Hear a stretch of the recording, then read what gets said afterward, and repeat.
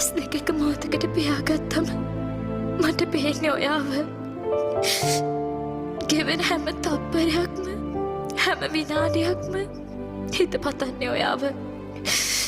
එහෙම වෙන්නේ ඔයාට තියෙන ආදරේ මහා මෙරක් වගේ කියලා මට දැනෙද්දී මහා අස්රණ බවක් දැනෙනවා අයියේ. ඔයාට මේ තරම් ආදරයක් හිතේ හිර කරන් අතර මගින් මේම හැරිලා යන්නේ ඔයාගේ ගමනට ඉඩ දෙන්න ඕන නිසායි අයියේ. ආදරේ කියන්නේ අයිති කර ගැනීමම නෙවෙයි, අත්හැරීමම කියන එකත් ආදරේ බව කියලා දුන්නට මේ කෙල්ලවට ගොඩාක් ආදරේ හැමදාමත්. මේ පුංචි හදවත ගැහෙන හැම වාරයක්ම ඔයාගේ ගමනට සුබ පතන්නා.